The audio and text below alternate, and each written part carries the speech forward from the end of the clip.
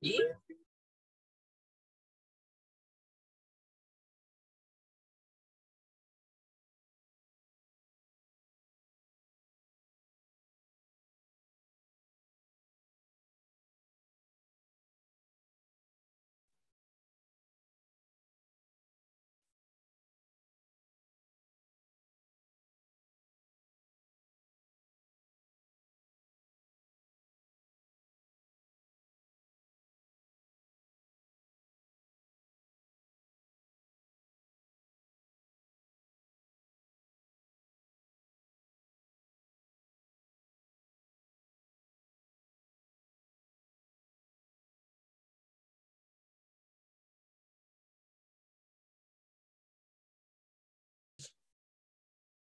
Uf, Ahí sí. bueno, sorry. Bueno, como les estaba comentando, para nosotros es muy importante este momento, estamos juntando hartos interesados, eso nos gusta mucho. Tenemos grandes invitados que van a compartir con nosotros una experiencia en torno al uso de cannabinoides en pacientes en distintos tipos de indicaciones y esperamos que este espacio que queremos generar como NARMA les sirva para ir acercándose cada vez más al uso de cannabinoides en la medicina, que vean que esto es una molécula tal como se manejan las otras y a través de la evidencia científica y la información poder acercarlos más a ese conocimiento. Les presento, va a ser nuestra primera expositora, muy agradecido, la doctora Gisela Küster. Ella es médico cirujano, neuróloga y neurofisióloga clínica de la Pontificia Universidad Católica de Chile, fellowship en epilepsia y electrocefalografía en la Universidad de Melbourne, Australia. Fue docente de pregrado y posgrado en la Pontificia Universidad Católica de Chile, directora del estado de perfeccionamiento en epilepsia y electrocefalografía en Clínica Las Condes y Universidad de Chile, y directora de la investigación de estudios clínicos de Fundación Daya. Es profesor agregado de neurología de la Universidad de Chile, miembro del Society of Cannabis Clinicians y docente del diplomado de uso medicinal de fitocannabinoides de la USACH. También nos acompaña el doctor Diego Cruz. Él es el director médico de la Fundación Daya, con mucha experiencia y mucho tiempo ya en el tema de medicina con cannabinoides.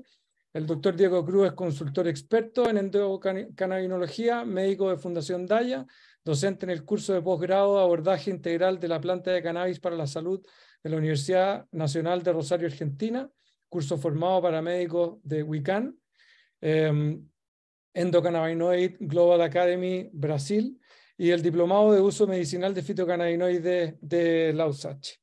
Y también, por último, nuestro director médico, el doctor Francisco Undurraga, quien nos ha acompañado desde el inicio del proyecto con NARMA y ha sido una pieza fundamental en todo el desarrollo que estamos haciendo, así que también muy agradecido de todo lo que nos ha aportado.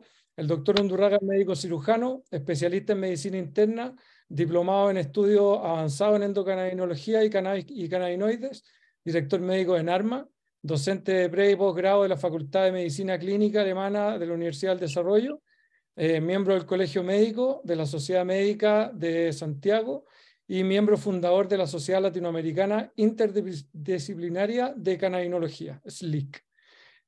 Como ven, tenemos tres muy expertos y muy experimentados médicos que nos acompañan hoy día, así que los quiero dejar con ellos. Le doy un poco la palabra a Francisco para que inicie un poco la conversación y yo nuevamente les doy las gracias por estar acompañándonos hoy día y por ser parte de todo lo que estamos haciendo, así que agradecido. Los dejo ahí en manos del doctor Undurraga. Eso, muchas gracias, Felipe. Primero, buenas noches a todos. Primero agradecer por estar acá, digamos, no es fácil, ¿no es cierto?, estar un día martes, preferiado, 7:30 de la tarde, digamos, para formarse, para este tema del arte del conocimiento. Así que agradecerles por estar acá. Y nada, pues partamos, digamos, pongámosle para que nos dé tiempo después para ver si es que podemos hacer algo de discusión. Así que, doctora Gisela, si quiere, usted comienza. ¿Te parece? Felipe, Perfecto. no sé si puedes compartir pantalla. Sí, voy a Eso ya ponerla. está activado. Eso ya está activado. Perfecto. Dale nomás, Gisela. Perfecto. Hola, muy buenas noches ya, buenas tardes, buenas noches a todos y todas los asistentes. Muchas gracias Felipe y Francisco por la invitación y la presentación. No sé si se ve ahí bien la presentación. Se ve ¿Se está perfecto. viendo? ¿Sí? Sí. Excelente. Perfecto. Bueno, voy a abordar el tema que es como más de mi especialidad, ¿cierto? El tema de la epilepsia refractaria. Y por el cual partió el énfasis todos estos últimos años del uso de los cannabinoides, y en particular voy a hablar de lo que está aprobado afuera, que es el uso de cannabidiol en epilepsia refractaria, y voy a hacer una muy breve introducción del tema de la epilepsia y el contexto en el cual se pueden usar los cannabinoides. Este es un estudio muy antiguo del año 2000, con 470 pacientes con epilepsia previamente no tratada, que fueron seguidos por varios años, y se evaluó la respuesta a los fármacos antiepilépticos. Y en el gráfico de torta ustedes pueden ver ahí que en el color verde aparece la respuesta de los pacientes que quedan libres de crisis con un primer antiepiléptico. La libertad de crisis se define por un periodo sin crisis de al menos 2 años, ¿cierto? En que uno considera que el paciente está libre o curado, por así decirlo, de su epilepsia, con algunos exámenes adicionales, y uno puede después de eso empezar a bajar los medicamentos y retirarlos. Y según este estudio, esa respuesta a un primer medicamento es de 47% de los pacientes, ¿ya? Entonces, el abordaje de un primer paciente, uno con un primer medicamento bien indicado, porque hay que recordar que hay distintos síndromes epilépticos y de acuerdo a ello uno elige el medicamento más apropiado. El paciente, más o menos un 47% de ellos va a responder bien a ese primer medicamento. Si no responde y uno usa un segundo medicamento, se ve en la zona azul de este gráfico, que un 13% adicional puede responder a ese segundo medicamento. Pero ya después de un segundo medicamento, un tercer medicamento va a adicionar solamente un 4% de pacientes libres de crisis. Y hoy en día que disponemos de una innumerable cantidad de fármacos antiepilépticos, más de 20, y fuera de Chile todavía hay muchos más, hay muchos medicamentos que están aprobados fuera y que no han llegado hace varios años a Chile. El ir agregando un tercer, un cuarto, un quinto medicamento, la verdad es que no aporta libertad de crisis. Y lo que se ve es que un 36% de pacientes, que es la zona amarilla, son los pacientes que no entonces responden a fármaco antiepiléptico, y es lo que nosotros llamamos epilepsias refractarias. Y lo importante de esto es que es en este grupo donde se puede plantear el uso de los cannabinoides. Perdón.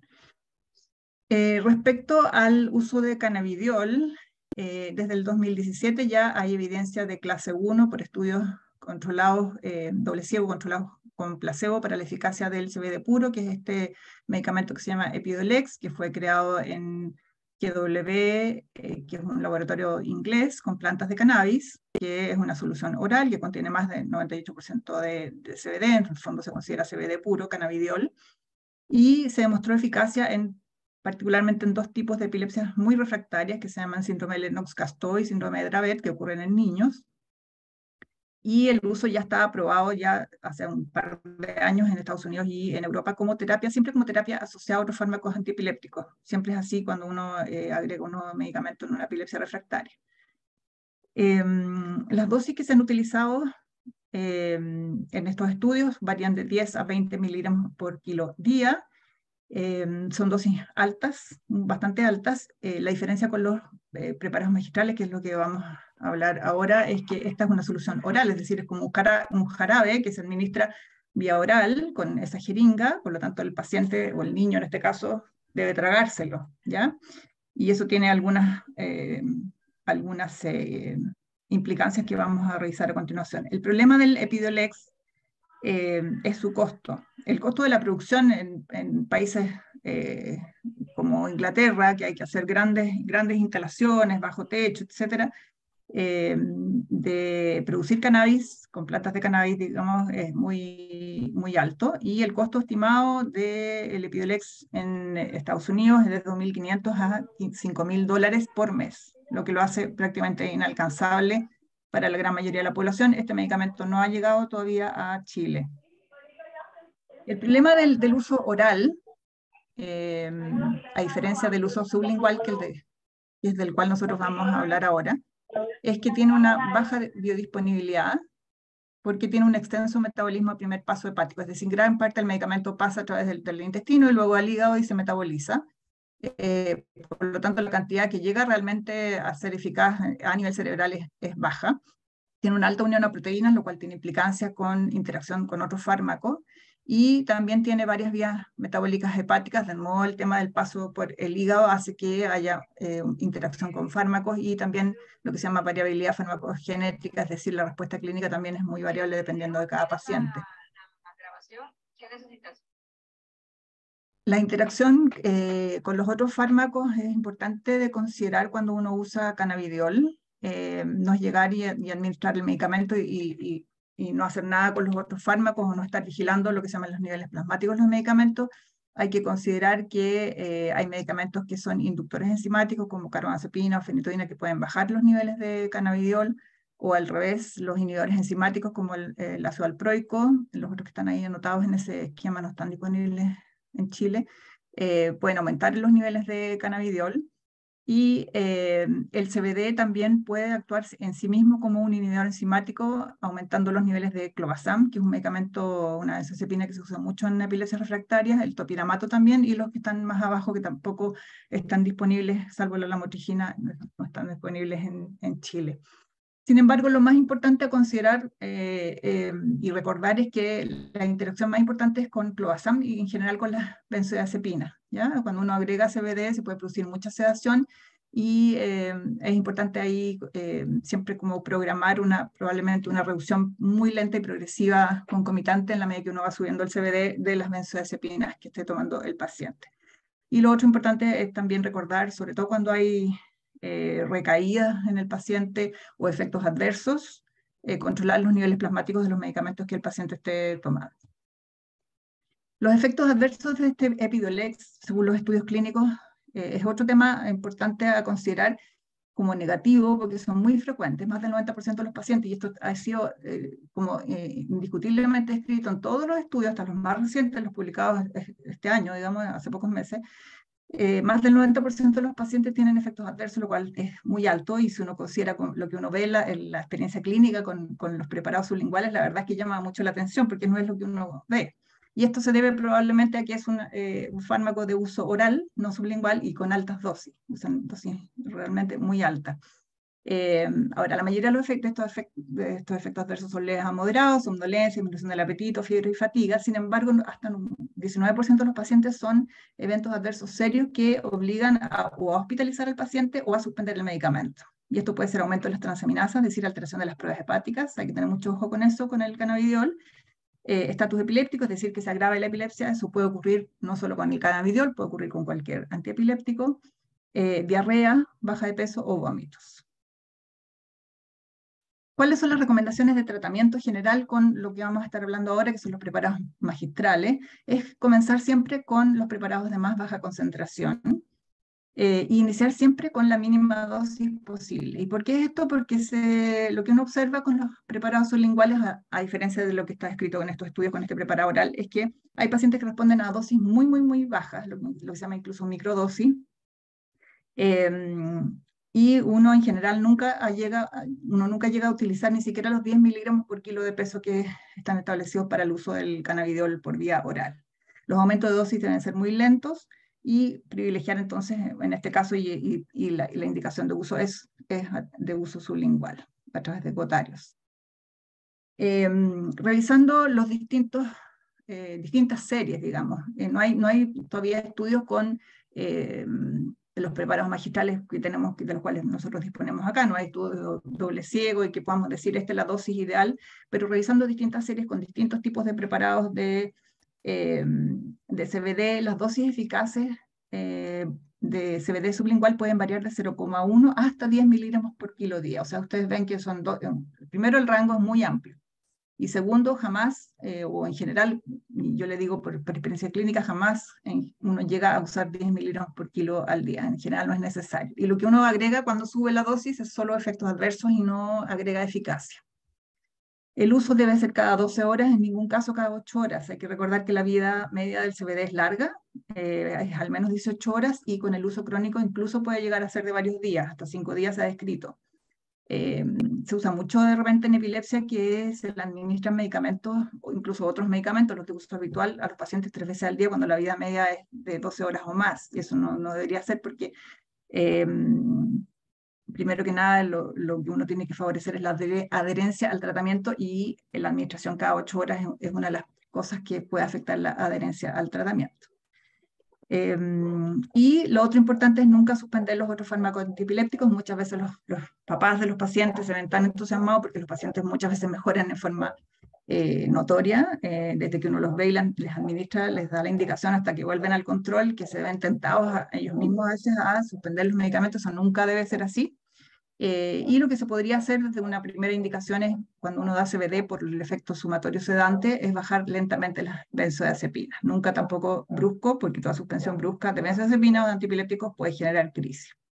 Y lo otro interesante es del uso de los recetarios magistrales o el uso sublingual, es la dosis de rescate. Así como uno usa benzodiazepinas, Amparact sublingual, etcétera, o midazolam intrabucal, uno puede usar también el CBD en forma sublingual para un episodio de crisis. Este es un caso clínico que vamos a revisar. Es representativo de lo que uno ve para muchos tipos de epilepsia. En particular, este es un caso, un síndrome de Dravet, que es uno de los síndromes en los cuales está descrito entonces ya en forma muy consistente que el cannabidiol es eficaz. Cuando yo la vi a esta paciente alrededor de un año, un poco más de un año y medio, una niñita de 8 años, y tenía epilepsia desde los 6 meses de vida hasta los 6 meses de vida, un desarrollo psicomotor normal. Posteriormente, en conjunto con el inicio de la epilepsia, apareció un retraso progresivo del desarrollo psicomotor. Había sido refractaria a diversos antiepilépticos, entre ellos los que están indicados para este síndrome, el ácido valproico, el topiramato, levetiracetam, clobazam, clonazepam e incluso la dieta cetogénica. Tenía frecuentes episodios de estatus epiléptico convulsivo y no convulsivo, en particular con fiebre, que es como algo característico de este síndrome. Y tenía una resonancia inicial cuando comenzó el cuadro normal, pero a los 3 años ya mostraba atrofia difusa, que también es bastante propio del síndrome, y múltiples electroencefalogramas que en general mostraban lentitud difusa severa y actividad epileptiforme multifocal e independiente, o sea, en distintas zonas del cerebro. Cuando llegó a la consulta, la paciente llamaba la atención, era una paciente postrada, estaba en brazos de su madre y se veía soporosa, o sea, estaba prácticamente todo el rato dormía y solo abría los ojos, y cuando abría los ojos tenía episodios de movimientos oculares tipo nistagmo o desviación ocular tónica hacia uno u otro lado, y eso es característico de crisis epilépticas no convulsivas, pero también tenía episodios de postura tónica asimétrica de las extremidades superiores de breve duración, también consistente con episodios de crisis epiléptica. Y además tenía hipotonía e hiporreflexia generalizadas, y se alimentaba por su compromiso de conciencia oscilante con gastrostomía. En ese momento estaba antes del inicio del CBD con levetiracetam en una dosis adecuada para su peso, 6 ml cada 12 horas, topiramato 25 miligramos cada 12 horas, y una dosis muy alta de clobazam, es una dosis que uno usa en adultos, 10 miligramos cada 8 horas. Y se le indicó CBD de recetario magistral en julio del 2021, esto casi 2 años, en dosis progresiva con una formulación de 100 miligramos por ml y con una dosis muy bajita, hasta 3 gotas cada 12 horas, y con una indicación de la misma dosis en caso de rescate en caso de crisis. Dado el antecedente de que el CBD puede producir alteraciones en las pruebas hepáticas e incluso hepatotoxicidad, habitualmente, como les digo, con el uso de cannabidiol oral en dosis altas,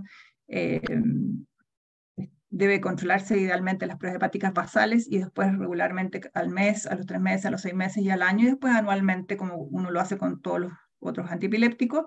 Las pruebas hepáticas estaban normales, sin embargo, al mes de tratamiento había un leve aumento de la SGPT, que era de 41, el máximo es hasta 36, así que era muy discreto. Pero el posterior control de pruebas hepáticas fue normal, así que eso permitió subir un poco más la dosis, porque todavía había alguna frecuencia alta de crisis, menor, pero todavía había crisis. Se aumentó la dosis a 5 gotas cada 12 horas y por el cálculo del peso, eso da una dosis de 2,3 miligramos por kilo al día. Y la evolución fue muy buena, con desaparición completa hasta ahora de los estatus convulsivos. Nunca más tuvo estatus convulsivo. Las crisis focales motoras, estas con postura tónica de los brazos, se redujeron en más del 90%, o sea, actualmente son muy esporádicas, y las crisis de movimientos oculares han sido más difíciles de controlar, se han reducido en aproximadamente un 50%. Sin embargo, la desaparición de los episodios de estatus y de las crisis focales ha redundado, y no solamente es por la mejoría de la epilepsia, sino que también eso se ha descrito por un efecto directo del CBD, ha mejorado el alerta, el sueño de la paciente. Ahora la paciente logra balbucear, antes no emitía lenguaje, ha mejorado su motricidad, logra sedestación, logra girar en la cama, antes estaba prácticamente postrada, y también antes se alimentaba solo por gastrostomía, ahora logra alimentarse por boca, ¿ya? Y se ha hecho una reducción progresiva en el curso del tiempo del clobazam lentamente, y actualmente solamente usa 5 miligramos en la noche. Las pruebas hepáticas de control en los tiempos que les mencioné han sido normales. Entonces, en resumen, el CBD sublingual, del cual podemos disponer ahora con recetarios magistrales, versus el CBD oral, que es este Epidiolex. Existe un cannabidiol, que es una formulación, por así decir, copia, que se produce en Argentina, que está disponible en Chile, que lo vende la Liga contra la Epilepsia, que también es de 100 miligramos por ml, lo mismo que el Epidiolex, pero es un frasco de 70 ml y el valor actual es de 535.000 pesos. O sea, de nuevo, prácticamente inaccesible para la mayoría de las personas, y teniendo la eficacia que han mostrado los preparados sublinguales, la verdad es que yo estimo que yo no lo indicaría, digamos, ¿ya? A menos que la familia lo pidiera, pero creo que no se justifica por el tremendo costo económico versus la eficacia que sí han demostrado los preparados de uso sublingual. Los efectos adversos con el uso de recetarios magistrales son leves y transitorios, en cambio con los preparados orales, como les comenté, en la mayoría de los pacientes se ven, hasta más del 90% de los pacientes pueden tener efectos adversos, y con un alto porcentaje de pacientes que son moderados a severos, incluso un porcentaje no despreciable que lleva a la suspensión del medicamento. Y el costo, como vimos, es asequible en el caso del CBD sublingual y inasequible o muy alto en el caso del CBD oral. En el caso de NARMA se dispone, hasta hace 2 años atrás, había solo disponible la formulación de 100 miligramos por ml, pero ahora NARMA tiene la opción de 30 miligramos por ml, 50 y 100 miligramos por ml. Y la verdad es que lo que yo recomiendo es partir con la mínima concentración posible, ¿ya? Y siempre podemos discutir después el tema de la dosificación, pero yo la verdad es que soy bien, como las microdosis son eficaces, parto con 1 gota en la noche y después voy subiendo de a 1 gota por semana, o sea, me demoro mucho en llegar a las dosis óptimas, que sin embargo cuando son eficaces son relativamente bajas. Así que, pero eso lo podemos conversar después en las preguntas, si es que aparece. Eso es la parte de la epilepsia. Perfecto. Muchas gracias, Gisela. Súper bueno el caso, la revisión. Así que muchas gracias. Eso, vamos a dejar todas las preguntas que hayan para el final y vamos a seguir con la siguiente presentación del doctor Diego Cruz. Diego, si quieres, nos compartes tu presentación. Cómo no, de inmediato. Muchas gracias. Perdón. Recordar que este webinar va a quedar grabado en la página de YouTube de NARMA, que es NARMA Chile. ¿Ya? Para ahí también tenemos algunos webinars que hemos hecho con anterioridad, así que el que quiere profundizar en algunos temas, ahí pueden encontrar también más material. Ya. ¿Se escucha bien? Escucha perfecto, no se ve, sí, Diego. No Gisela, sé. parece que tiene que dejar de compartir la pantalla. Al tiro, perdón. Ahí, gracias. Y ahí sí se ve, Diego. Perfecto. Bueno, primero agradecer la invitación, agradecer la presencia también de todas las personas que están acá, agradecer la tremenda clase que hizo la doctora Koester, así que muchas gracias y un honor presentar después de ella. Por mi parte, vamos a hablar de uso de cannabinoides en TEA. A mí últimamente me gusta hablar de condición del espectro autista más que trastorno, pero creo que es parte de una discusión larga y amplia que está formándose. Hay muchos estereotipos en relación a esto, hay distintos rangos, más funcionales, menos funcionales, es muy amplio, pero esta imagen, además de la caricatura, quería ponerla para contextualizar también el uso adulto, porque si bien el caso que voy a presentar es pediátrico, el autismo no se mejora. Entonces, si hay muchos niños autistas, hay muchos adultos autistas y creo que es un nicho muy, muy interesante también. Ahora, respecto al trastorno del espectro autista, según el DSM-5, el autismo se caracteriza por un retraso o alteraciones del funcionamiento antes de los 3 años de edad en una o más de las siguientes esferas: interacción social y comunicación, un lenguaje lento que se estanca, que se retrocede, problemas de contacto visual, patrones de comportamiento, intereses y actividades restringidas, repetitivas y estereotipados. Alinear objetos, caminar en puntas de pies, movimientos estereotipados, obsesiones y fijaciones, entre otras cosas. Bueno, comentar que respecto a autismo, a diferencia de epilepsia, que tiene muchos medicamentos aprobados, no se cuenta con un tratamiento de base. Autismo tampoco es una condición que requiera tratamiento per se, sino que en el autismo el problema son ciertos síntomas que son más prevalentes que en otro tipo de poblaciones.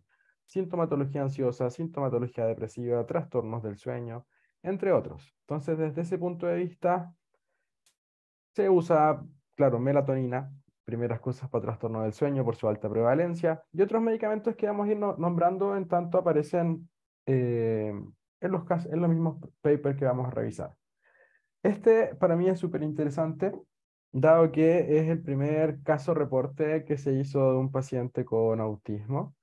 Y curiosamente, a este paciente no se le dio CBD, sino que este paciente partió con dronabinol, que es un delta 9 THC. Y esto también fue como un suplemento a su terapia. Este paciente contaba con el diagnóstico antiguo, el DSM-4, ¿ya? Y evidentemente, bueno, fue evaluado por un periodo de 6 meses. Y lo que es muy significante, importante en este fue que se encontraron mejoras. Se encontraron mejoras en muchas de las áreas. Se encontraron mejoras en la irritabilidad. Se encontraron mejoras muy importantes en irritabilidad, francamente. En esta letargia, en esta fatiga. En los movimientos estereotipados también. Si bien no desaparecen, se controlan. También se redujo de manera bastante considerable la hiperactividad y el lenguaje inapropiado desapareció. Entonces vemos que hay una mejoría en distintas áreas, que son cosas que vemos repetidamente en los pacientes que vamos indicando. Y acá nuevamente celebrar a la doctora Cuester, que fue de las pioneras en el manejo de pacientes autistas con esto. Entonces, primera cosa que acá rompe un poco los paradigmas es que acá lo primero se partió con THC y el CBD se ha ido incorporando con mucho éxito también. Acá solo a manera de homenaje, con mucho permiso de la doctora Cuester, bueno, doctora también hizo un estudio acá en Chile, solamente comentar la conclusión, que es una serie pequeña de pacientes que se usaron extractos orales de cannabis, cuyos resultados fueron dramáticamente más efectivos que que las medicinas convencionales, que muchas veces son antipsicóticos, risperidona y aripiprazol principalmente. Y esto ciertamente ha ido justificando que se vayan haciendo más estudios. Este es un estudio relativamente nuevo, en el cual se ocupa un extracto rico en CBD. Acá ya pasamos al otro punto. Habitualmente tenemos como estos dos puntos que se podría decir, que sería el quimiotipo 1, alto THC, el quimiotipo 2, equilibrado, y el quimiotipo 3, alto CBD. Acá pasaríamos al quimiotipo 3. Estábamos en el 1, pasamos al 3.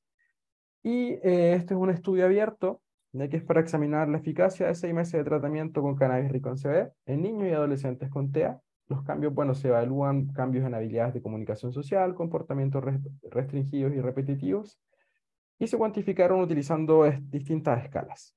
También lo que es bien destacable es que se trabaja con A2. Fueron 82 de los 110 participantes reclutados los que completaron el protocolo de 6 meses. Si bien algunos participantes no exhibieron mejoría en los síntomas, y esto es a lo que se ve ciertamente, hubo mejoras significativas generales en las habilidades de comunicación social. Y eso es muy maravilloso, con mejoras más grandes en los participantes que tenían síntomas iniciales más graves. Entonces, que eso ciertamente da mucha esperanza lo que muchas veces complica y genera altas expectativas también en otros padres, pero es algo que ciertamente vemos en la práctica cotidiana.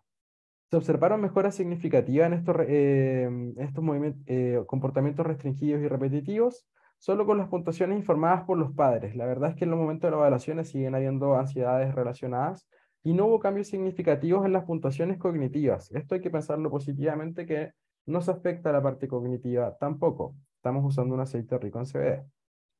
Los padres recibieron un suministro de extracto de planta completa, full spectrum, de cannabis medicinal infundido en aceite de triglicéridos de cadena media, MST, con una proporción de CBD-THC 20:1.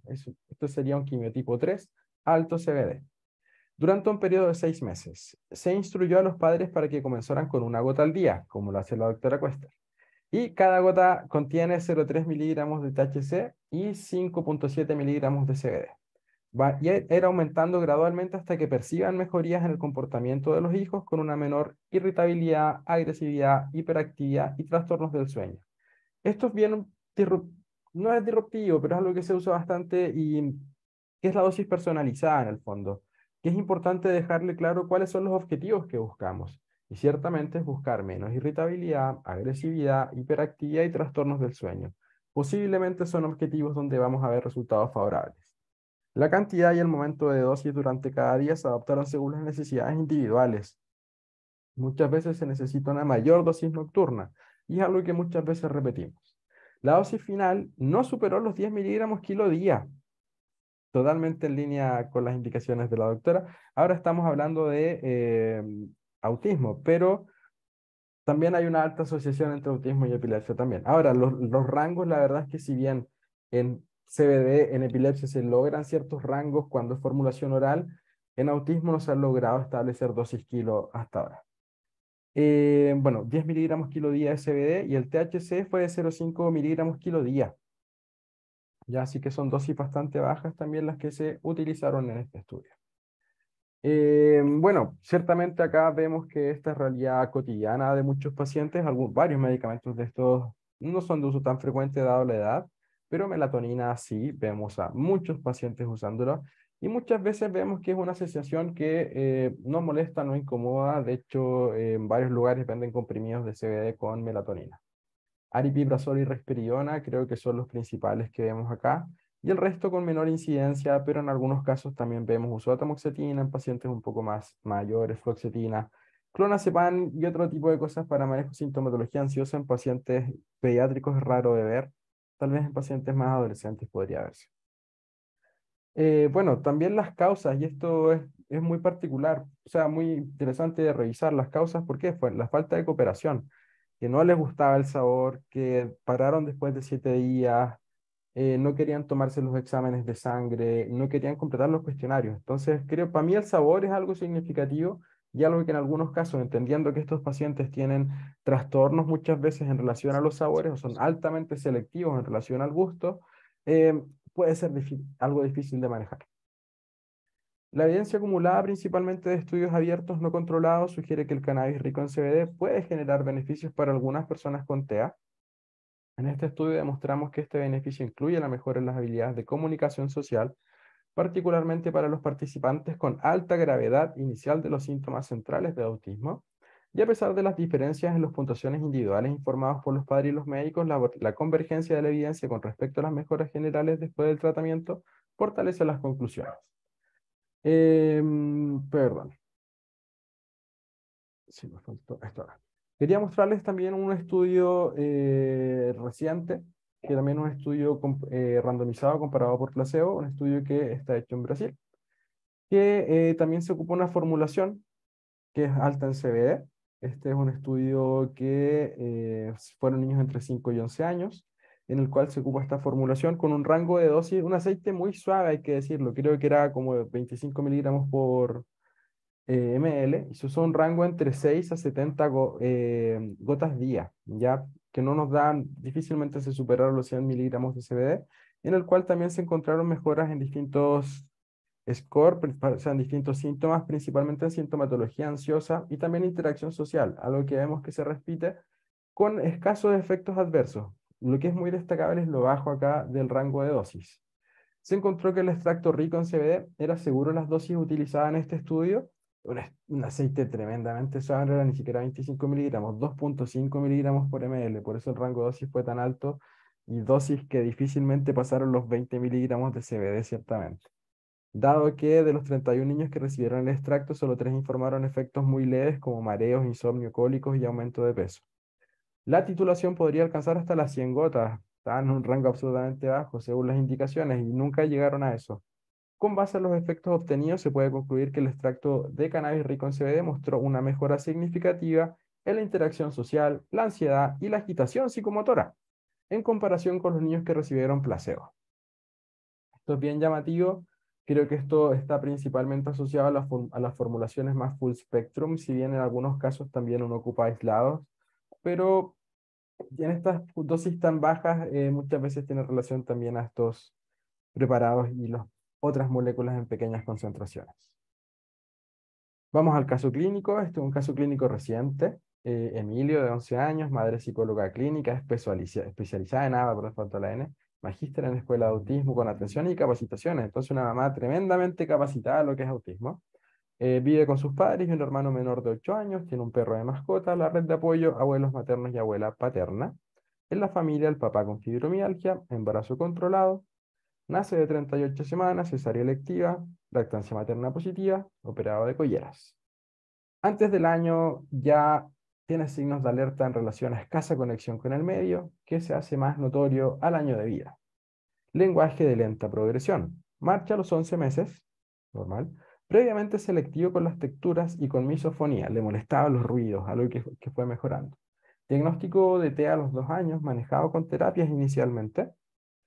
Antes del año sin contacto visual, sin atención conjunta. Esto es algo que, palabras más finas de alguien experta, juego entre los niños, como que no jugaba con los niños.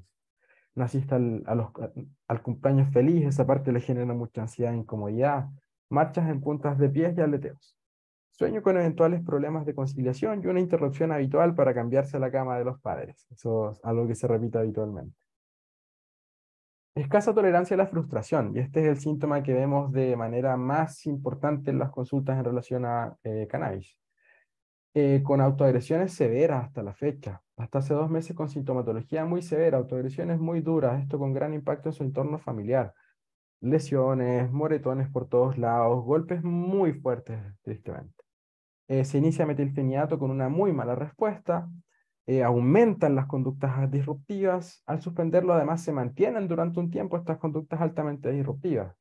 Quetiapina en dosis mayores a la actual, que ahí vamos a comentar un poco la medicación actual, aumentó de manera muy importante el apetito, pesando 38 kilos, foco y concentración con 15 minutos de trabajo en mesa, algo que ha ido progresando afortunadamente.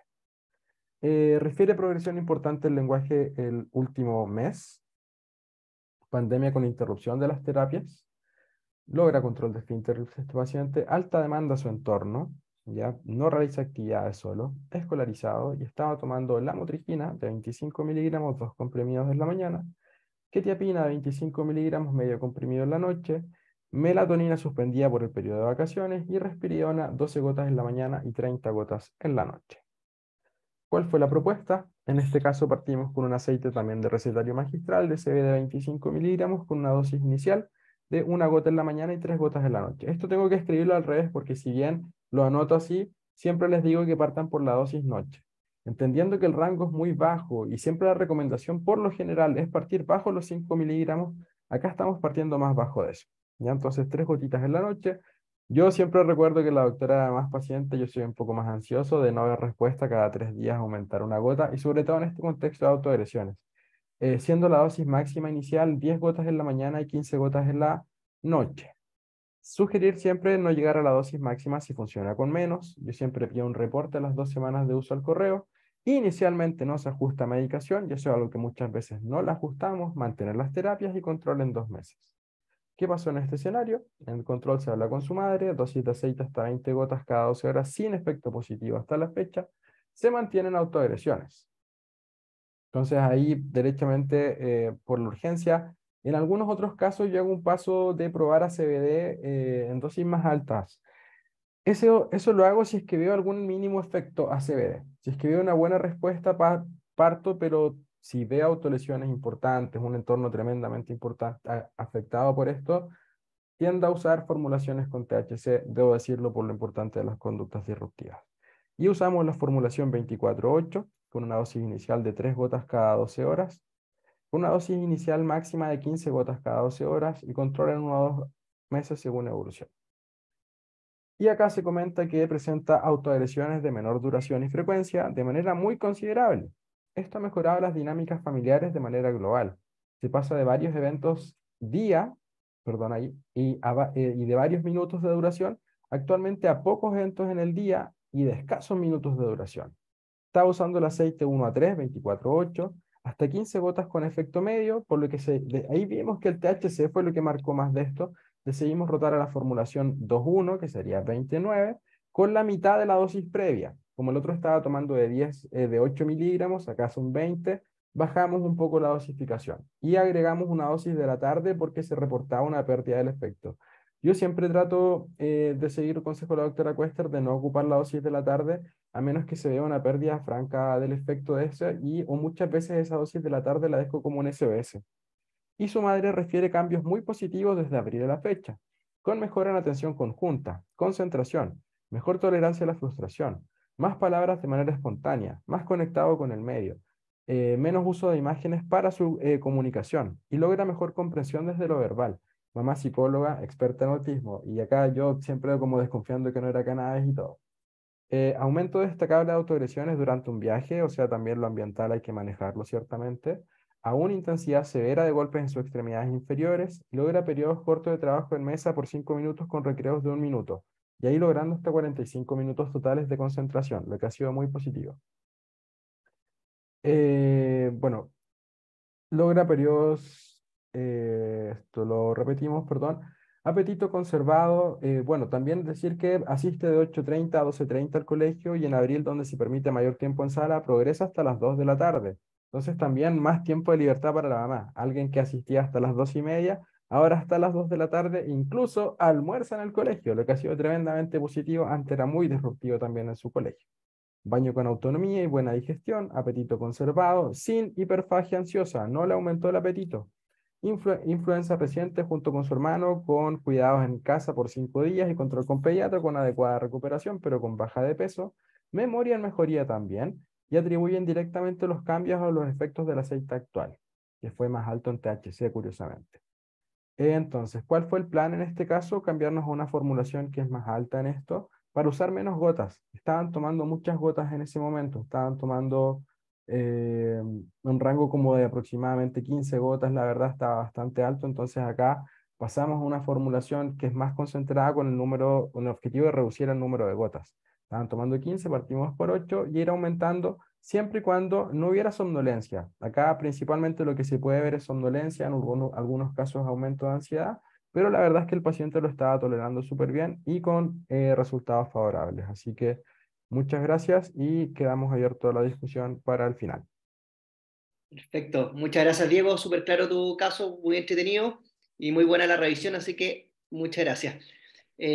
Ahora voy a compartir yo pantalla para irnos al último tema de la noche. Ahí está. ¿Se ve, no es cierto? No, ¿sí? Bueno, Perfecto. muchas gracias. Sí, se ve Entonces, bien. muchas gracias. Entonces, yo les hablaré un poquito sobre la evidencia clínica de los cannabinoides en el dolor crónico. Comenzar con este trabajo, un clásico, digamos, del JAMA del año 2015, una revisión sistemática con metaanálisis, 79 estudios, donde podemos ver que en relación al dolor crónico, tanto tipo neuropático como asociado al cáncer, en distintos estudios, que en general la mayoría con Nabiximols. Nabiximols, el nombre comercial es el Sativex, que es este producto balanceado entre THC y CBD, en general todo versus placebo. Y bueno, vemos en el gráfico de esta dispersión finalmente la tendencia hacia favor de los cannabinoides, donde finalmente los autores nos comentan como conclusión que hay una evidencia de calidad moderada a favor del tratamiento con cannabinoides, tanto para el dolor neuropático y el dolor relacionado al cáncer, siendo su efecto adverso reducido. Este otro esta otra revisión sistemática del Annals of Internal Medicine, este es del año pasado, también 18 estudios randomizados, placebos controlados, con un N de 1740 y 7 estudios de cohorte con más de 13.000 pacientes, y que finalmente podemos concluir, aquí están las dos tablas, que existe evidencia más fuerte hasta la fecha, según esta revisión sistemática, según esta gráfica, para productos sintéticos con proporciones altas de THC a CBD, o sea, con más, como vemos acá, dronabinol, o sea, y nabilona, o sea, estos THC sintéticos, y extractos con proporciones comparables de THC y CBD, ¿ya? Son los que mostraron mejoría en la severidad del dolor.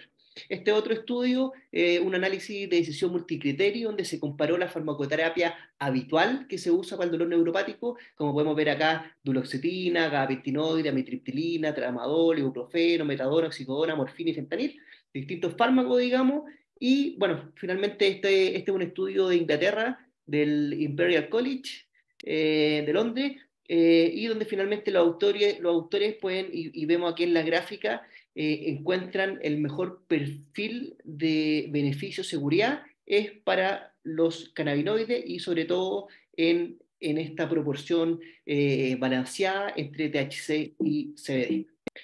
Este otro estudio es de Estados Unidos, en un centro del dolor, en 131 pacientes con dolor crónico, usuarios de opioides, y que vemos que cuando se les aportó, digamos, CBD, en estos casos, más del 50% de los pacientes redujeron o eliminaron incluso el uso de los opioides a 8 semanas, y bueno, y mejoraron en distintos scores en cuanto a la interferencia del día a día, en cuanto al dolor, también en su calidad del sueño. ¿Ya? Así que bueno, podría estar toda la noche presentándole aquí trabajo al respecto, probablemente de la evidencia, donde hay más evidencia concluyente del uso de los cannabinoides, es el dolor crónico.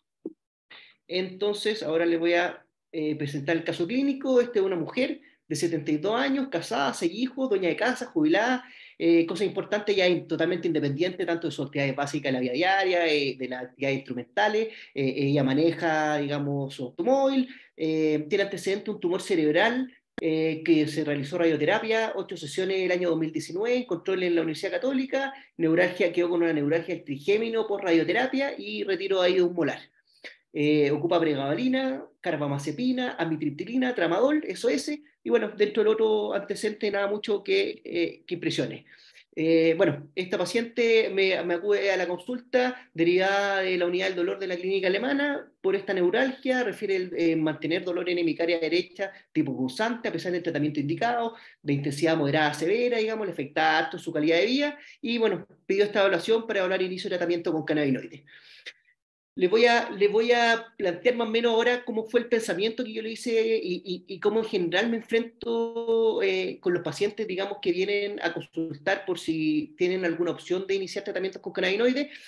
Cosas básicas, siempre ver el tema cardiovascular, ¿no es cierto? Una señora de 72 años que tuvo ahí un tumor, o sea, puede haber ahí algo de inflamación sistémica.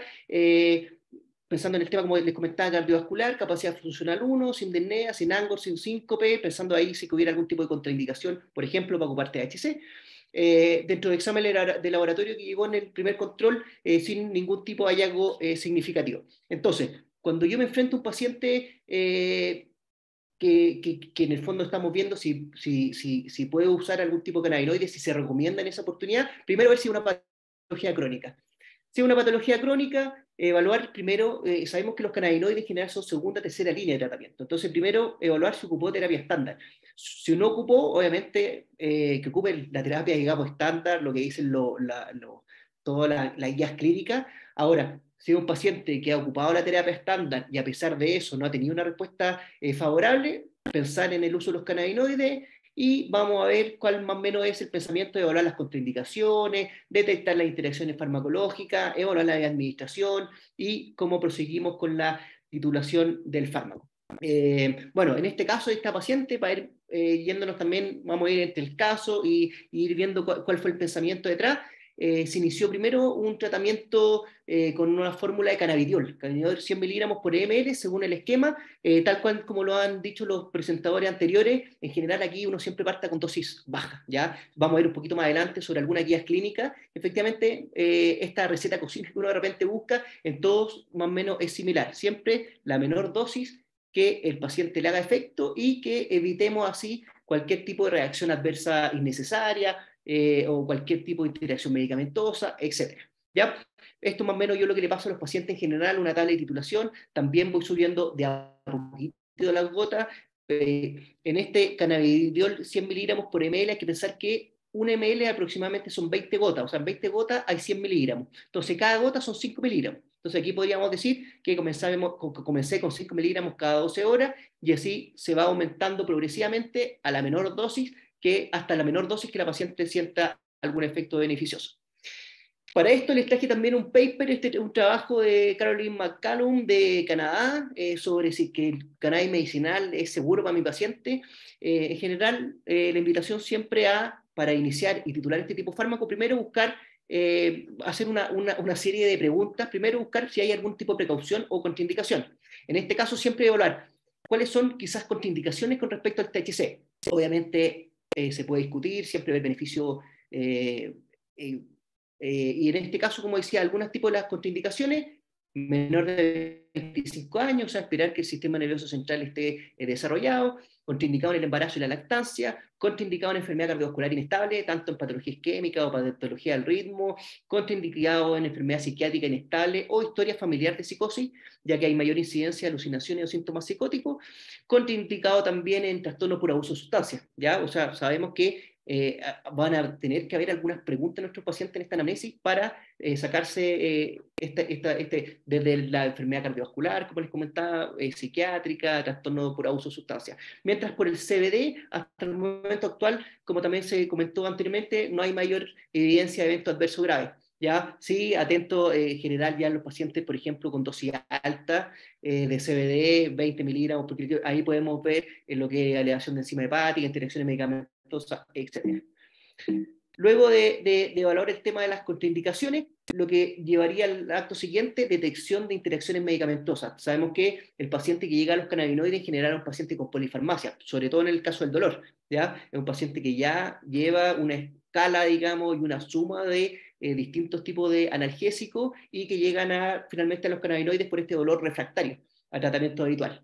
Entonces tenemos que detectar interacciones medicamentosas. Ahora, ¿con cuáles son los fármacos? Bueno, ahí vemos un listado gigante que hay que estar siempre atento.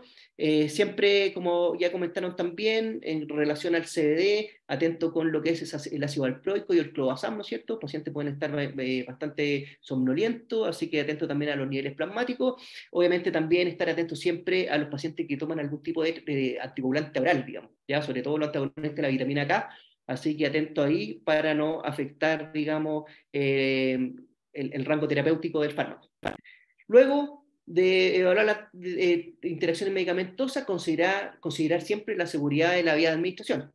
En este caso, como hemos hablado, en general la vía oral o sublingual es quizá la más recomendable, con un producto siempre seguro, controlado, aprobado, digamos, por las regulaciones vigentes.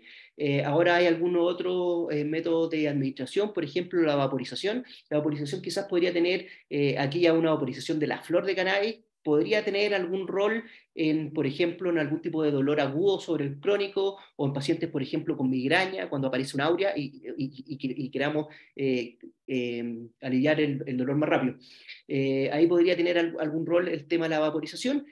Otras formas, las cremas, tenemos también supositorios, por ejemplo, para enfermedades inflamatorias intestinales o tipo óvulos para endometriosis, ¿ya? Así que, si bien es cierto, lo que estamos recomendando es la vía oral, la vía sublingual, a través de aceite, también existen algunas otras vías de administración. Luego, considerar la seguridad del producto. ¿Por qué? ¿Por qué les digo esto? Si uno se pone googlea nomás, CBD Chile, vamos a ver que existen un innumerable número de productos a la venta, y les traigo a colación un par de estudios. Este es un estudio holandés y un estudio del JAMA, que más o menos la conclusión es la misma. más del 50% de los productos hay una discordancia de estos productos artesanales entre lo que traen y lo que dicen, y lo que dicen traer, digamos, ¿ya? O traen THC y dicen no traer, o no traen cannabinoides. Entonces ahí la importancia, y donde aparece el Instituto de Salud Pública de Chile, esto en agosto del 2020, donde dice que cualquier producto que declare estar compuesto por CBD y que actualmente no tenga un registro sanitario otorgado por este instituto, corresponde a un producto farmacéutico falsificado y que no es posible garantizar a la población su calidad, seguridad y eficacia, y por lo tanto adquiere este tipo de medicamentos solamente en establecimientos autorizados como son las farmacias. ¿Ya? Importante entonces, dentro de, ya tenemos la indicación, evaluamos que no haya tipo de contraindicaciones, de interacciones farmacológicas, estar atento también al producto que le vamos a dar, y bueno, ya ahí aparecen armas, ¿no es cierto?, para darnos esta solución, que estamos con un recetario magistral, digamos, con productos de calidad, donde sabemos que no van a estar contaminados con metales pesados, con ningún tipo de microbiología, y que le vamos a estar dando a nuestro paciente lo que le estamos indicando. Luego de considerar la seguridad del producto, insistir en lo que se ha dicho durante la tarde, iniciar con dosis baja, estrategia de titulación lenta, mantener en general estable la dosis de los otros medicamentos para ver que efectivamente sea el cannabinoide el que está haciendo efecto, y luego establecer la frecuencia de seguimiento. Aquí les traje un par de guías clínicas, este es del BMJ del 2021, cómo dicen ellos, más o menos, cómo nos invitan, digamos, a comenzar los cannabinoides. En este caso, más o menos, como partimos el tratamiento con esta señora, en general, partir con CBD, ¿en qué dosis? Acá nos hablan de 5 miligramos cada 12 horas, e ir subiendo cada 2-3 días. En este caso, nos dicen que hasta 40 miligramos, y si no ha respondido a 40 miligramos, añadirle THC en dosis entre 1 a 2,5 miligramos por día, subiéndolo también entre 2 a 7 días, hasta un máximo de 40 miligramos al día. Ahí, mi recomendación, quizás 40 miligramos de THC quizás puede ser un poquito mucho, yo me pongo un límite de seguridad de THC general hasta 20 miligramos para también no tener mayores reacciones adversas, efectos adversos del fármaco. ¿Ya? Aquí la misma tabla de titulación, más o menos cómo comenzar. Y aquí otra guía, esta es una guía canadiense, más o menos similar a lo que habla en cuanto a distintos tipos de protocolos para la utilización de los cannabinoides, algunos métodos un poquito más conservadores, como el que les comenté, de comenzar con CBD, y si no responde a ese, a cambiarlo a una formulación con CBD y THC, como vimos que en la evidencia es donde hay más peso, digamos, en esta formulación, digamos, balanceada THC-CBD. Ahora, también podríamos tener un protocolo un poquito más rápido de dosificación, un paciente, por ejemplo, que está en casa, digamos, secundario a un cáncer, con mucho dolor. Ahí quizás podríamos partir inmediatamente con una formulación entre THC y CBD, donde sabemos que hay más evidencia al respecto. ¿Ya? Algunas cosas que también siempre pienso antes de ver el tema de qué formulación partir es, como les comentaba en un comienzo, el tema de la independencia del paciente y qué hace, digamos. En esta paciente, en colación, esta es una mujer que era activa, que manejaba. Entonces, atento ahí a una formulación con THC, que, si bien es cierto, uno no busca ningún tipo de efecto psicotrópico, digamos, secundario al THC, pero si llega a tener un accidente, narcotest, o sea, puede haber un tema ahí legal, que uno efectivamente a los pacientes que le deja THC, yo en las tablas está toda la información de no manejar, no ocupar maquinaria pesada, dejar obviamente alejado de los niños, o sea, tener todas las precauciones que hay que tener cuando uno hace un tratamiento con THC o tetrahidrocannabinol. Siguiendo la evolución un poquito de esta paciente, le comencé, digamos, el tratamiento con CBD, como les comentaba, seguimos obviamente con su tratamiento crónico, le agregamos como complemento el cannabidiol, fue con la misma tablita subiendo de a poco hasta que ella encontró que entre 7 y 8 gotas cada 12 horas, eso es más o menos 75 miligramos al día. Se le controlaron los dolores, ya dejó de ocupar los medicamentos de rescate, y así se encuentra hasta el día de hoy con esa dosis de cannabidiol, y la verdad que la señora con una mejor calidad de vida. Eso, aquí están un poquito mis datos, francisco@narma.cl, si necesitan algún trabajo, algún paper que les pueda compartir, www.narma.cl, también para que nos sigan y para que revisen nuestra página web, también con harta información, y nuestra red social @narma.cl. Así que ahora voy a dejar de compartir pantalla y vamos a ver si es que hay alguna duda, algún comentario. Algo, vamos a revisar Había aquí una el chat. había una pregunta aquí de Ronald en relación A ver, a si tienen duda, Epiorex o Sativex. si hay evidencia del uso del THC en pacientes con epilepsia. Ya, es una súper buena pregunta. La verdad que la evidencia de la utilidad es súper antigua, de muchos años, antes de la prohibición en Estados Unidos del cannabis, ¿cierto? Del THC sobre todo. Eh, y los primeros reportes son obviamente con cannabis incluso fumado. Yo incluso tengo un paciente que antes de yo entrar a este tema del cannabis medicinal, él me contaba que fumaba y que cada vez que fumaba se le aliviaba la crisis. Yo en ese momento uno no conocía mucho, ni siquiera conocíamos del sistema endocannabinoide. Obviamente que no se recomienda el cannabis fumado por el tema de los efectos adversos a nivel del sistema respiratorio, porque además el cannabis fumado, la duración del efecto es apenas 2 horas y para cualquier patología, ¿cierto? Uno requiere cubrir mucho más horas, todas las horas del día. Así que eso, y además cuando empezaron los estudios ¿cómo se llaman? Los estudios de cannabis en epilepsia, todos estos estudios, estas series de pacientes que se han descrito con preparados artesanales, los preparados artesanales contienen en mayor o menor grado THC, y además con Diego tuvimos muchos casos, ambos hemos tenido muchos casos en la fundación de pacientes que no respondían. Siempre uno trataba de privilegiar, ¿cierto?, los preparados altos en CBD primero, después los preparados equilibrados unos a uno, pero después había casos en que no observaba, llegando a dosis así como máximas tolerables, no observaba respuesta clínica, y por el reporte de madres que habían usado preparados con más alto THC que observaban beneficios y que no observaban efectos adversos, nosotros empezamos a usarlo. Y la verdad es que sí, eso se ve. Yo tengo pacientes, recuerden que el primer preparado farmacéutico que hizo NOP en Chile, esto ya hace unos 4 años, algo así más o menos fue, el cannabiol, que ya no existe, ellos ahora tienen preparados magistrales también, era 20 miligramos de THC y 9 miligramos de CBD por ml, y nosotros empezamos a usar eso, y yo todavía tengo pacientes que usan ahora en formulaciones magistrales, no el mismo cannabiol, preparados más altos en THC, porque eso fue lo que fue eficaz en esos pacientes con malformaciones cerebrales complejas, con epilepsias muy refractarias, el retraso del desarrollo psicomotor severo, y la verdad es que lo único que uno observa es, existe este estigma del THC, ¿cierto?, de que puede producir daño, pero en estos pacientes, la verdad es que uno, y esto yo creo que lo puede corroborar Diego, lo único que uno observa es beneficio, o sea, mejora la espasticidad, mejora la alerta, mejora el sueño, tienen progreso en áreas deficitarias del retraso, el lenguaje, etcétera, movilidad. Entonces,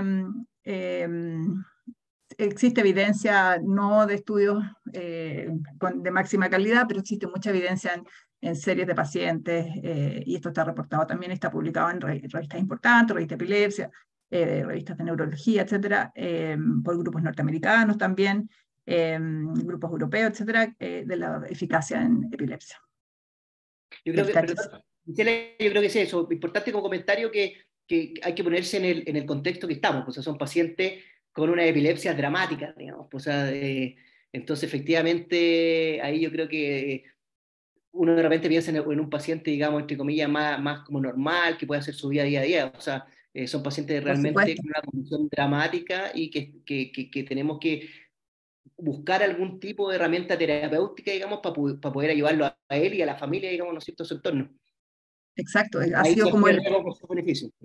Exacto, ha sido como el último recurso y ha sido de beneficio, y si es de beneficio uno mantiene la terapia, y gracias, digamos, uno ve que realmente no ve en esos casos, no ve deterioro. Por supuesto, si uno le diera a lo mejor a un niño sano, ¿cierto? A lo mejor sí vería deterioro de la función cognitiva, así como uno lo ve en los adultos, que se produce amnesia, que hay trastornos cognitivos, etc. Por lo tanto, es ese grupo, ese nicho bien particular. Eso, quedarse que no es medicamento de primera línea, como hablábamos, ¿no es cierto? Esto es tercera línea, cuarta línea, o sea, un medicamento, digamos, de rescate, podríamos decir. Por supuesto. De hecho, en la epilepsia uno debe privilegiar, que es lo que está aprobado, siempre el uso hoy en día y que tenemos ahora disponible gracias a los recetarios magistrales, el CBD. Partir siempre con CBD, esa es como la norma, ¿ya? Y después ir eventualmente buscando preparados que tengan eventualmente un poco de THC, pero siempre con mayor cantidad de CBD y así, de forma progresiva, y considerando como la última opción preparados más altos en THC en epilepsias ya que no responden a nada de lo que uno ha intentado.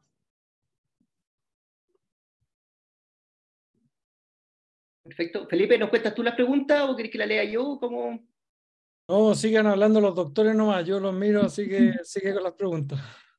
A ver, mirando por acá. A ver, no sé, veo la primera que no sé si nos saltamos Epidiolex y Sativex, son cannabinoides sintéticos. El dronabinol, los Epidiolex vienen de fitocannabinoides, digamos, los dos, digamos, ¿ya? Así que no son sintéticos, podríamos decir. Eh, eh, bueno, ahí escribiste la respuesta, no son extractos de planta. Perfecto. ¿Qué otra pregunta? Mira, hola, en general busco información clínica para varias enfermedades, lo dice Alexis Dunay, pero siempre me topo con el problema de que los estudios están hechos con dronabinol y nabilona. ¿Cómo puedo llegar o adaptar la dosis a preparaciones full spectrum? Bueno, aquí yo creo que dimos un abanico, digamos, una cosa general de más o menos cómo cada uno se va enfrentando dependiendo del diagnóstico, qué formulación ocupar, digamos. No sé si no me queda tan clara la pregunta, no sé si ahí quieren alguien decir algo, Sí, no, bueno, mira, yo creo finalmente, que sí, en mi caso, yo en general, ¿vale? no, yo ¿Vale? quisiera comentar que sí, ya que en general esas son formulaciones que se trabajaron mucho para dolor neuropático, que se trabajaron mucho para náuseas y vómitos, para anorexia, para falta de apetito en relación a algunos tratamientos. Ahora, se han dejado de usar y colegas que lo han usado refieren que el efecto no es del todo agradable. Desde ese punto de vista, lo que ha avanzado más es Sativex, así que la invitación sería usar formulaciones uno a uno. Ya sea cuando se homologa con eso, en mi experiencia personal, yo lo homologo con 1 a 1. Idealmente trato que sea un 1 a 3 o un 1 a 2. Me gusta el 1 a 5 que hace poco hemos estado probando. Hay hartas cosas que han estado bien. Entonces, yo en lo personal lo homologo en 1 a 1 y voy midiendo según nivel de dolor. Si es un dolor más leve, moderado, tal vez parto con un poco más bajo THC. Y así voy. Pero en general esas formulaciones trabajaban entre 5 y 10 miligramos, así que lo podríamos homologar casi que a un 10 miligramos por ml como recomendación.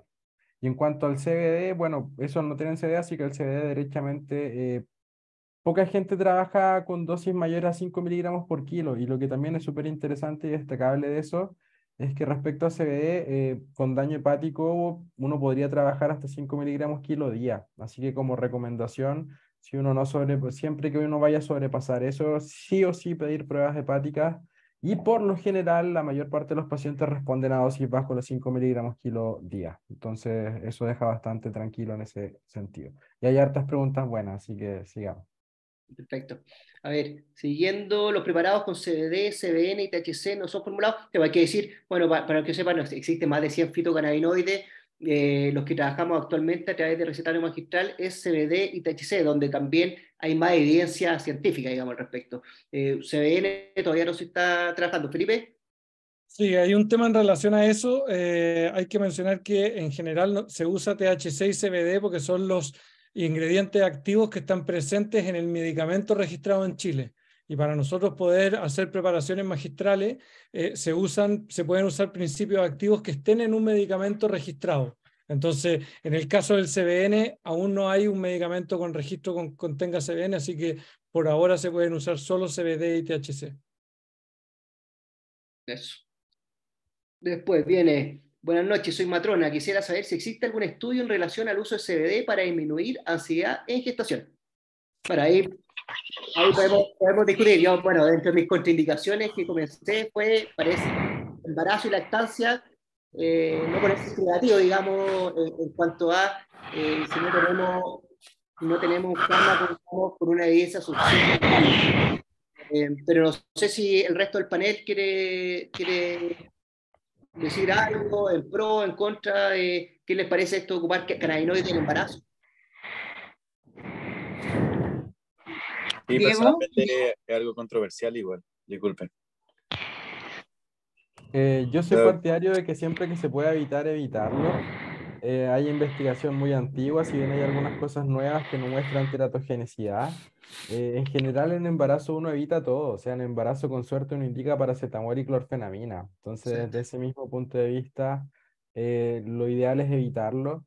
Ahora, si es que es la alternativa, tratar de usarlo en la menor cantidad posible como recomendación. Tal vez en casos muy particulares, dolores de muy difícil manejo, podría ser alguna alternativa.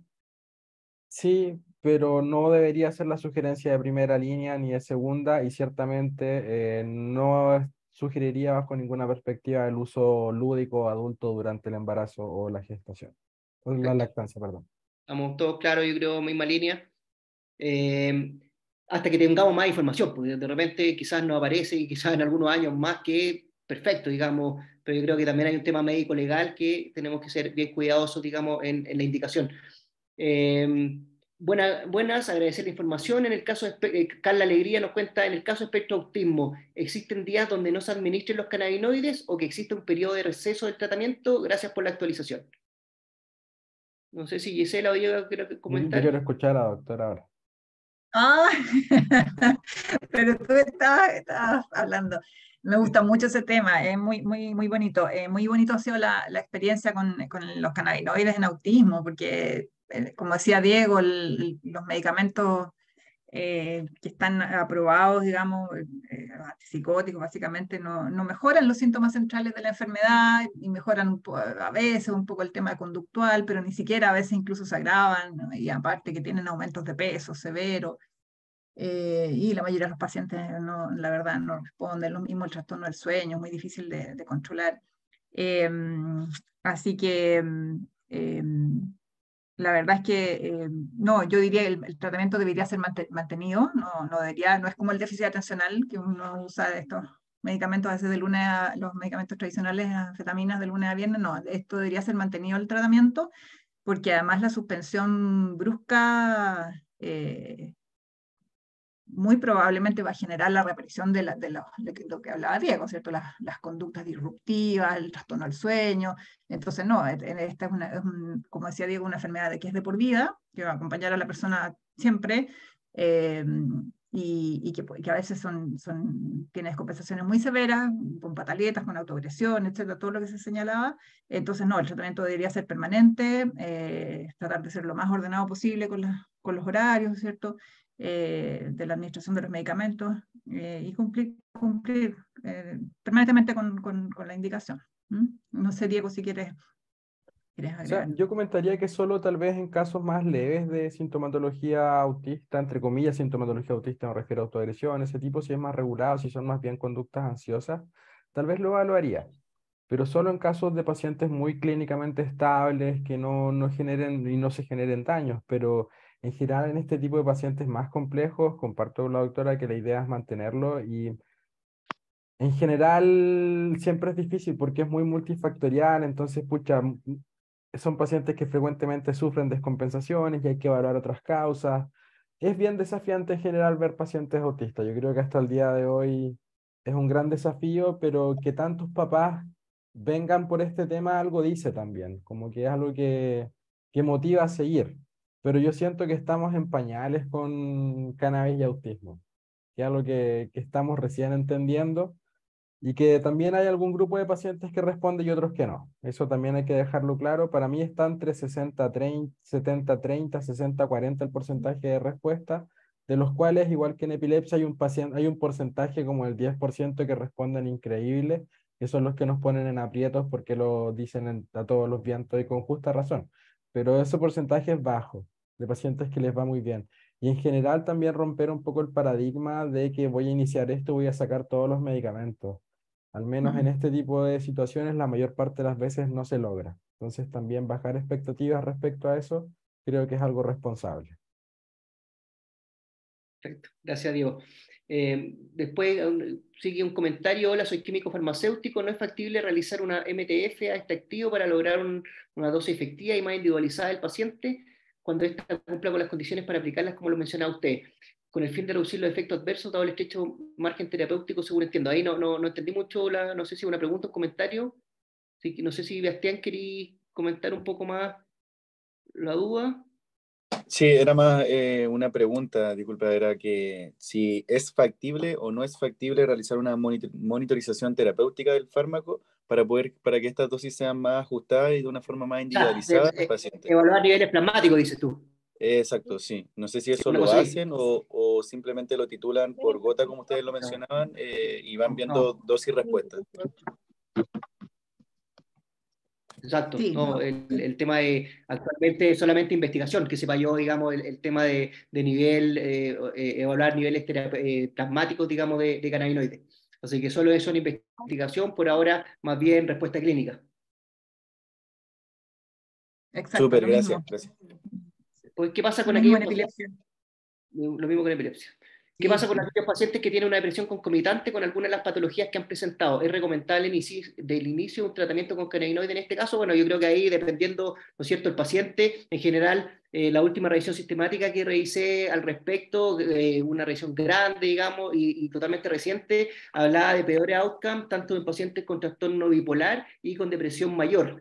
Severa, ¿ya? En esos casos yo creo que como hay peores outcomes, yo creo que no sería quizás recomendable el tema de los cannabinoides, pero obviamente siempre hay que ver riesgo versus beneficio, digamos, o sea, el paciente que efectivamente tiene un dolor crónico, que es refractario a cualquier tipo de tratamiento, y bueno, nos va quedando los cannabinoides como quizás un caballito de batalla, digamos, como una nueva herramienta terapéutica o complementario, digamos, a su tratamiento, se podría evaluar.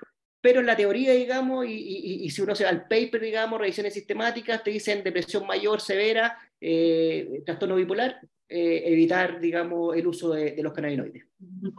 Porque es simpática y otra cosa. Después, hola, ¿cómo se podría utilizar en pacientes con cefalea crónica? Bueno, ahí más o menos ya lo hemos hablado, ¿no es cierto? El tema de cefalea crónica, obviamente todo el tema ambiental aparte, terapia primera línea, y si no responde, ir a los cannabinoides. Yo creo que ya hemos ya conversado un poquito de cómo CBD, THC, etc. Otra pregunta: ¿han tenido experiencia clínica con pacientes que padezcan Parkinson y cómo ha sido la efectividad en este caso? Bueno, solamente en mi caso he tenido algunos pacientes y han respondido favorablemente. Cuando uno se va a la evidencia científica, existe una evidencia, digamos, moderada al respecto.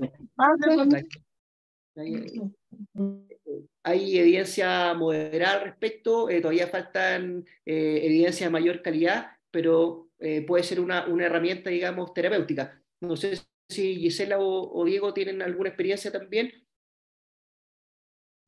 sí, no tanta y no tanta respuesta exitosa, a veces un poquito, en algunos casos disminución del temblor, otros disminuye un poco la rigidez.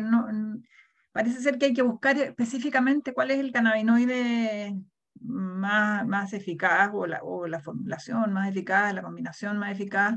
Sí, indudablemente que uno ve las mejorías en los síntomas asociados, muchas veces hay depresión asociada, trastorno del sueño asociado.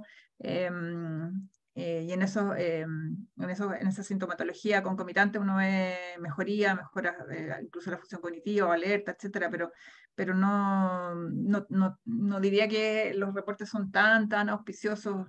Todavía tampoco hay tantos estudios no hay, de hecho, estudios en series grandes, ni estudios doble ciego, etcétera. No sé, Hay harta teoría, uno se empieza a revisar la literatura, hay harta teoría de cómo el sistema endocannabinoide, pero falta ahí que también la industria se ponga ahí con los estudios. Bueno, yo en lo personal tengo hartos pacientes con Parkinson y siento que los ayuda en tanto su sintomatología sea más de la bradicinesia, sea más rigidez, sea más espasticidad. En esos pacientes se ve un mayor beneficio. Siento que para disquinesias tardías poco efecto, para el temblor puede ayudar en tanto regule la sintomatología ansiosa. Y ciertamente para manejo de dolor puede ser un excelente coadyuvante al tratamiento. Ahora, difícilmente va a reemplazar la medicación habitual, siempre va a ser como un coadyuvante. pero creo que puede ser un buen coadyuvante. Ya, ahora, de todas maneras, hay algunos videos en internet que hacen muy mala publicidad, que muestran unas personas con unos temblores importantes que toman resina y bajan.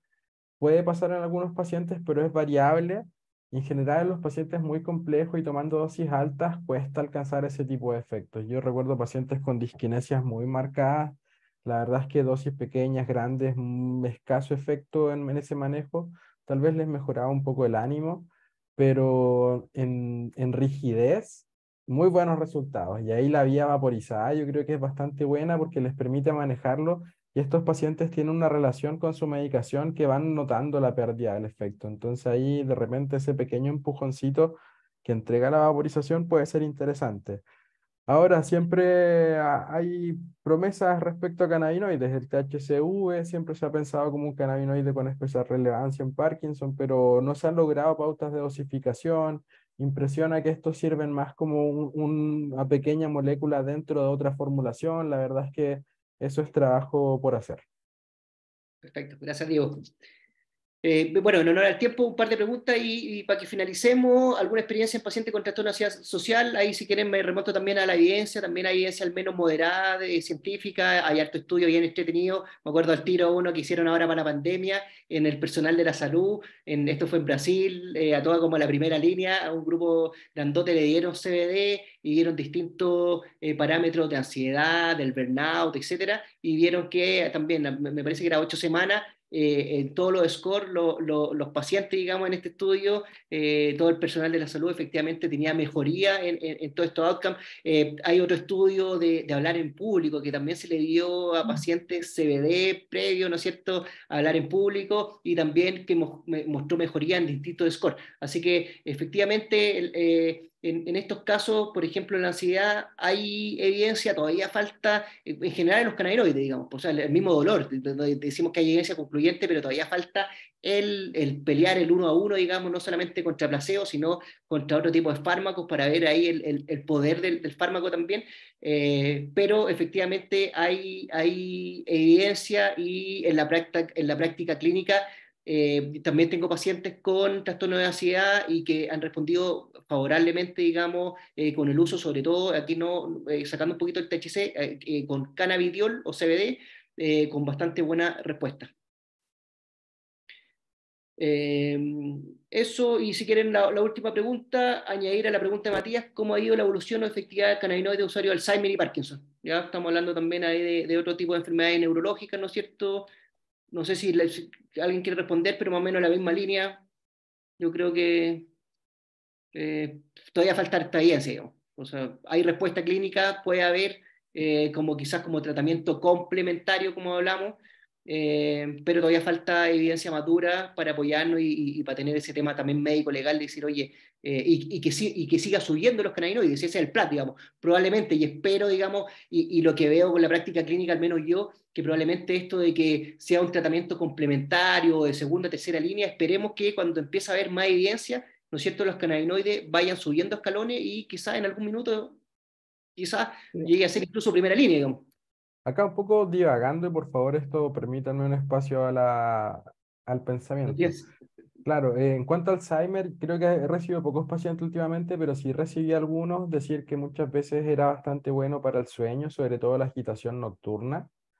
En algunos casos mejora la conexión con el medio y la sorpresa que me llevé muchas veces que el CBD los ponía más ansiosos y que el THC los mejoraba, lo que era como le estoy dando THC a alguien con Alzheimer, lo que parecía bastante loco. Ciertamente en algunos casos se vieron ciertas mejoras, sobre todo con la conexión con el medio, como muy cercano al TEA. Ahora, para mí ahí el pensamiento, y que quería hacérselo llegar a la doctora, sí, es que en estos cerebros más dañados, responden más a THC, no sé, me ha pasado en ciertos pacientes con importantes daños cerebrales, asfixias con inmersión, que están tomando muchos medicamentos anticonvulsivantes y antiespásticos, el CBD, pero empezamos con THC y pum, la misma familia se da cuenta. Entonces yo no sé si mayor daño, tal vez que de los receptores que antes más son más sensibles a THC, más CB1, No sé qué pensará ahí la doctora respecto a este carrilazo que me estoy mandando. No encuentro ningún carril, si por algo tienes mucha experiencia y fíjate que cuando uno es observador y tú eres muy observador y tienes además has tenido demasiada experiencia en este tema, uno va sacando conclusiones esas ideas son las que dan pie en el fondo a las investigaciones. Lo que pasa es que uno no tiene el tiempo de hacer las investigaciones, pero si eso se plasmara en una idea sería una excelente y bonita investigación, una excelente hipótesis, creo yo. Lo que tú describes un poquito de lo del CBD y el Alzheimer, y el THC y el Alzheimer es un poco parecido al efecto paradojal. Cuando uno usa las benzodiazepinas en una persona con Alzheimer se va a agitar en vez de sedarse como ocurre en un adulto normal, digamos, un adulto sano. Así que es perfectamente planteable de que ocurra una disrupción tal del tema de los receptores o en estos niños que están tan dañados, que es lo que me pasó a mí cuando vi estos casos exitosos de uso de combinación THC con CBD, que aún no tenía tanto temor, ¿cierto? Pero que veía finalmente respuestas tan exitosas en epilepsias muy refractarias, en que uno había usado de todo y finalmente el THC era lo que los beneficiaba. Es un poco eso, yo creo que pasa eso, que la respuesta no es la esperable, sino que se produce esta respuesta como paradojal. Así que, ¿cómo se llama? Está descrito, incluso el doctor Zulak habla mucho de esto del efecto neuroprotector. O sea, él está planteando incluso usar cannabinoides antes de. Ahora, ¿cómo hacerlo? Lo que decía Francisco, claro, hay tema ahí médico legal, ético, no sé, ¿cierto? Creo que estar probablemente en temas de investigación, pues. Por Entonces, supuesto, hay y que ahí es hacerlo donde claro. entra el tiempo, entran las lucas, y entra un tema que ahí uno... Yo lo Por pienso, hay un supuesto. paciente con una asfixia con inmersión, claro, además de pasar la medicación que se vaya a manejar en ese momento, una dosis de choque de CBD, no sé si molestaría en ese contexto, si sería algo Digamos que hay adecuado. estudios, perdón, en TEC, por ejemplo, en traumatismo encefalocraniano también, como neuroprotector, digamos. O sea, efectivamente, ahora pasamos de la investigación, tenemos que dar el paso, digamos, ahí en esos casos ya a la parte más de estudios clínicos, probablemente. Claro. Sí, yo creo que ese uso hospitalario, están saliendo algunos estudios respecto a medicación anestésica y uso de cannabis, aún hay susto en relación a eso. Yo creo que falta, pero va a estar interesante, desde entendiendo que no es un gran analgésico, como medicación postquirúrgica temprana, tal vez podría ser una alternativa bastante interesante. Creo que queda harto por hacer, eso yo creo que es lo más motivante y también ir mejorando las vías de administración, como que hay harto.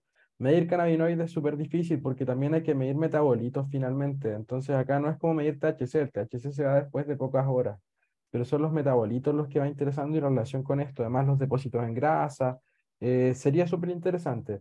Ahora, sí decir que en cáncer, por ejemplo, que para mí es donde tiene gran importancia y relevancia esto, se ha visto que ciertos tumores más malignos tienen una mayor población de receptores CB2, una mayor expresión de receptores CB2. Entonces ahí también como que esto está marcando que impresiona que medir el sistema, no, monitorear el sistema endocannabinoide también va a ser algo muy interesante ir desarrollando, ir haciendo crecer. 100%. Tenemos mucho webinar más, parece. Para discutir. Sí. Sí. Sí, comentar en relación a eso que la idea es ir repitiendo esta experiencia todos los meses, vamos a ir invitando a distintos médicos para que los casos clínicos vayan abarcando completamente las distintas indicaciones, así que eso, agradecidos por la participación, no sé si los doctores quieren decir algo más, pero para nosotros es como misión cumplida, muy buena asistencia. Muy buenas preguntas, feliz de que participen y vamos a seguir haciendo esto. Gisela, Diego, Sí, ¿alguna no, palabra de cierre? agradecer las preguntas, agradecer la asistencia y a ustedes, a Felipe y Francisco por la invitación. No, feliz, muchas gracias. Gracias, Gisela. No, lo mismo, agradecer a los participantes también estar a esta hora escuchando esto, así que muchas gracias por la participación, por la invitación y que haya más espacios de discusión, eso siempre se va a celebrar, así que feliz de participar en esto. Muchas gracias a todos y todas. Gracias, Diego. finalizar nomás diciendo, por favor, conozcan nuestra página web www.narma.cl, Instagram @narma.cl, página de YouTube Narma Chile, ahí van a encontrar este webinar grabado, si quieren profundizar en los temas, en las preguntas que hubieron, en todo, en el debate. Así que eso, pues, agradecido, buenas noches a todos y estamos en contacto y nos vemos en la próxima. Muchas gracias. Adiós. Chao, muchas gracias. Chao, gracias. Oh, gracias.